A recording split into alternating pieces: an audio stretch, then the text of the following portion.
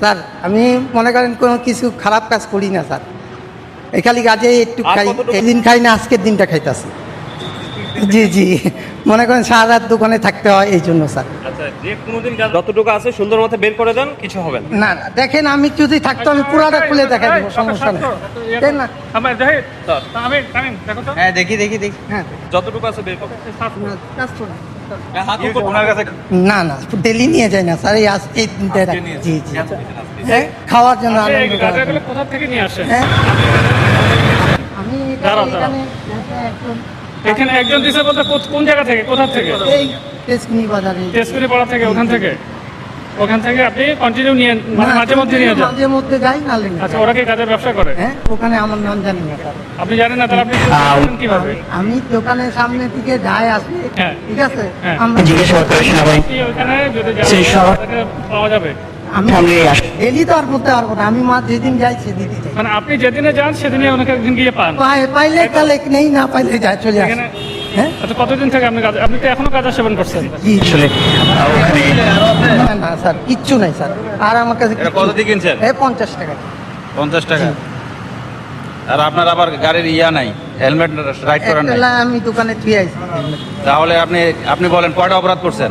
এক মাদক নিয়ে আপনি মুভ আমি করছেন, যাই- আবার আপনার মাথায় হেলমেট নাই। ঠিক আছে, আমি ভয় খেয়ে গেছি স্যার, এই জন্য আমি যেহেতু কর্ম করে রাখাই স্যার, আমি কোনো এখন কিছু আপনার নামে যদি পুলিশ মামলা দেয় তাহলে কি এটা কি কারো অপরাধ? স্যার, না আপনার ইয়া আমার বলেন। আমার পরিবার আছে স্যার, আমি কেমনে কি করবো স্যার, আমি কিছু খাইছিলাম স্যার আমি। হ্যাঁ, গাঁজা পাওয়া গেছে। হ্যাঁ আমার, জি জি, আমি যাইতেছিলাম খাবার আনতে, আমি মোবাইলের কাজ করি। হ্যাঁ, এই যে মাত্র একটু আছে, আমরা 50 টাকার কিনি এটাই। নিয়ে আসেন, ওটা নিয়ে আসেন, হাতে দেখান আপনার কাছে কতটুকু পাওয়া গেছে। জি জি জি, না স্যার প্রতিদিন খাই না আজকের দিনটা খাইতেছি। জি জি, মনে করেন সারা রাত দোকানে থাকতে হয় এই জন্য স্যার। আচ্ছা, যে কোনোদিন গাঁজা খান সে তো আজকের দিনে খাবেন, এর আগে তো নিশ্চয়ই খাইছেন। হ্যাঁ খাই, আমরা খাই না কেন, খাই মাঝে মধ্যে, খাই নি বন্ধু বান্ধব সবাই মিলে। এই জি জি, ডেলি। হ্যাঁ, মানে রাত থাকতেছি এই জন্য। হ্যাঁ, না না, ঈদের আনন্দ করবো, আজকে রাত্রে ঈদ। কতটুকু আছে?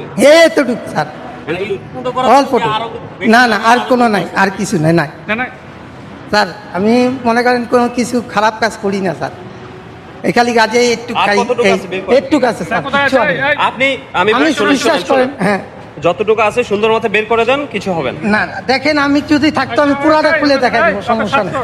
তাই না? আমার জাহিদ, তামিম, দেখো তো। হ্যাঁ দেখি দেখি দেখি। হ্যাঁ, যতটুকু আছে বের করে কাজ করুন। ওনার কাছে কিছু পাওয়া গেছে নাকি? দর্শক, আমরা আপনাদেরকে দেখানোর চেষ্টা করছি সেনাবাহিনীর বিশেষ তল্লাশিতে একজনের কাছে গাঁজা পাওয়া গেছে এবং তাকে তল্লাশি করা হচ্ছে তার কাছে আরও কোনো গাঁজা রয়েছে কিনা।